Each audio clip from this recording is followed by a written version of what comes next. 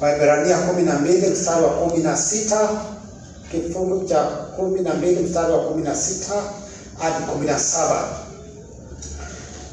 Maandiko haya ndio yatakuwa kielelezo cha neno letu siku ya leo, na tukimaliza kusoma maneno haya tutasoma mengine ambayo yanapatikana katika Mwanzo 25 mstari wa 27 hadi 34.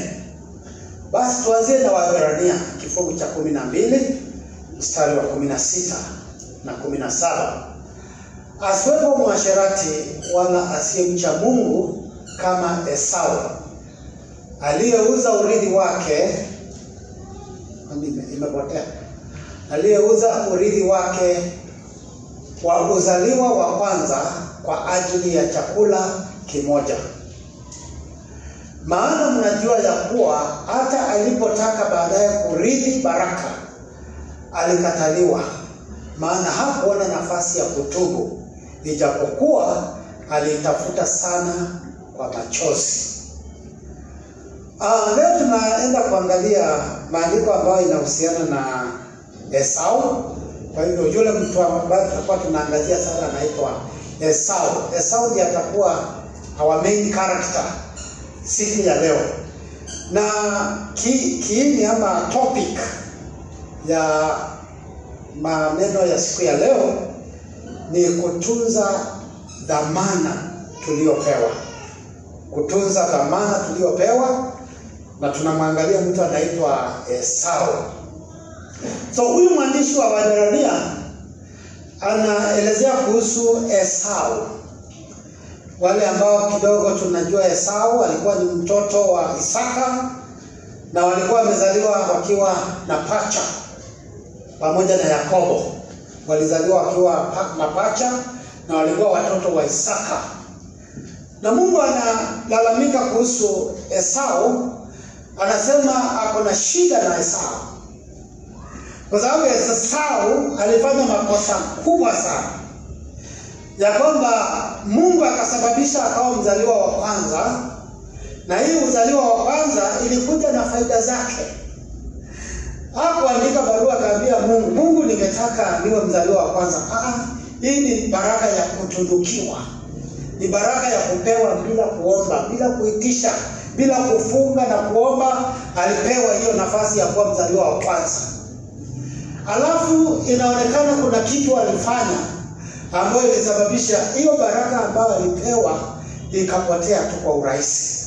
Na kwa hivyo Waebrania kuna mahali ana quote kutoka maandiko ya Mwanzo kifungu cha 25 mstari wa 27 mpaka 34. Ningetaka tusome hapo, alafu tujumulishe tukiendelea na kujifundisha mengi kuhusu Esau.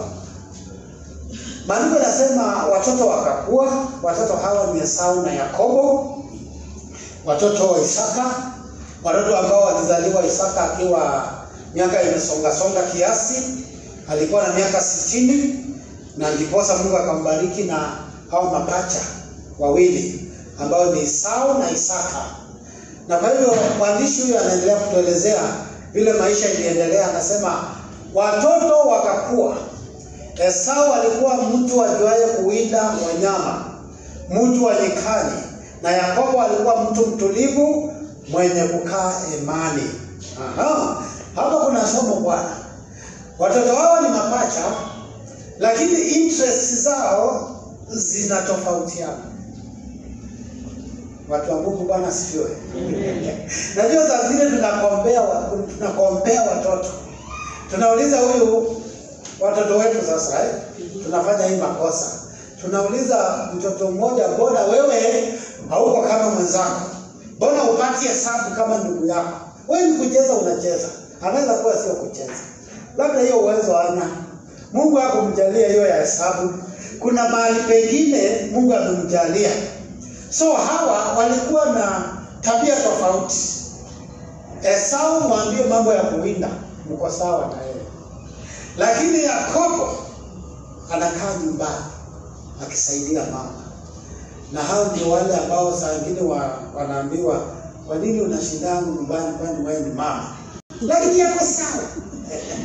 Leo anashinda hiyo mnaita ati mama ndio anakaa nyumbani. Leo yako sawa kabisa. Lakini Esau akaangi nyumbani. Yeye ni mtu wa kuwinda, kwenda kuwinda kabisa. So tukipata watoto ni jukumu letu. Tujue Mungu amewaumba kivipi, amewatunukia neema gani. Huyu anaweza kuwa na neema hii, yule mwingine ako na neema ile nyingine. Basi wanaendelea kukua wakiwa tofauti. They are different. Basi Isaka akampenda Esau kwa sababu alikuwa akikula mawindo yake. Na Rebeka akampenda Yakobo. Another problem is here. Sasa hii familia iko divided.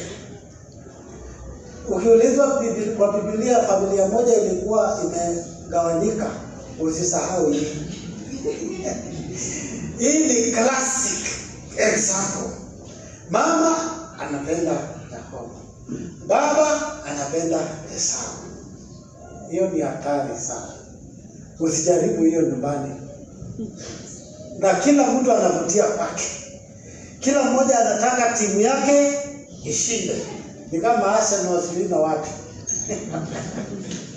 Yaani kuna timu A na kuna timu B, kuna timu Isaac na kuna timu Rebecca. Na kila mtu anavutia kwake. Na it's serious.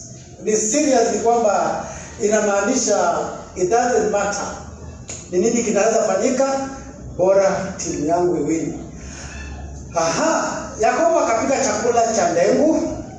Esau akaja kutoka ugani. Naye alikuwa amechoka sana.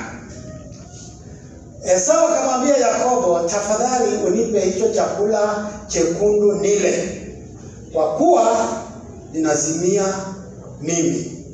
Kwa hiyo akamuita jina lake Edomu. Yakobo akamwambia, kwanza uniuzie leo haki yako ya kuzaliwa wa kwanza. Esau akasema, tazama mimi ni karibu kufa. Itanifaa nini haki hii ya uzazi?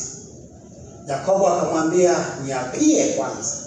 Naye akamwapia, akamuuzia Yakobo haki yake ya mzaliwa wa kwanza.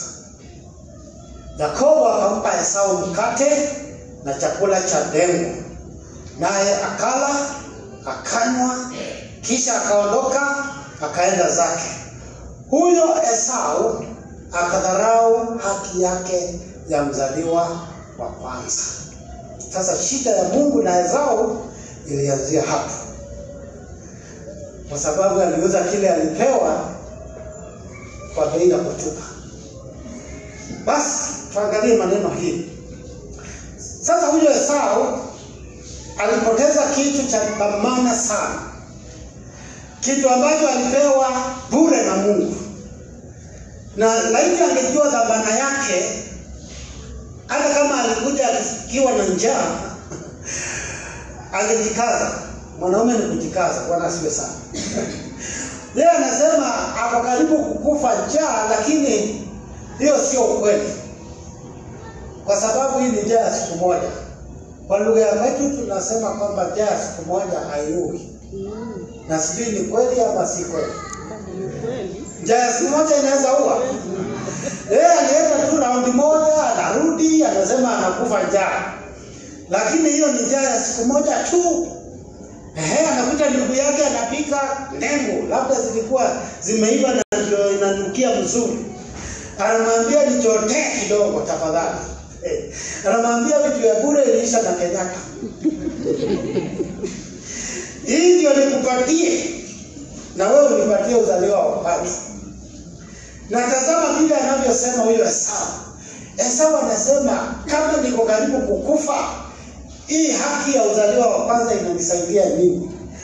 Wewe chota chakula, chukua hii kitu inaitwa uzaliwa wa kwanza. Ina wewe alichukulia kwa kitu ambao haina thamani. Na Mungu anachukia watu ambao wanachukulia baraka zile anawapatia kuwa hivi hivi. You know, it's a blessing. ilikuwa impatie nafasi ya kubarikiwa na baba yake. Lakini sasa siku ile alisema ameuza, ilitambulikana katika ulimwengu wa roho kwamba baraka ya Esau imeenda kwa Yakobo. Na hata wakati ilifika wakati wa kupeana baraka, Isaka hakubariki Esau, alibariki Yakobo. Kwa sababu spiritually hiyo baraka ilikuwa imeshabadilishwa kutoka kwa Esau kwenda kwa Yakobo.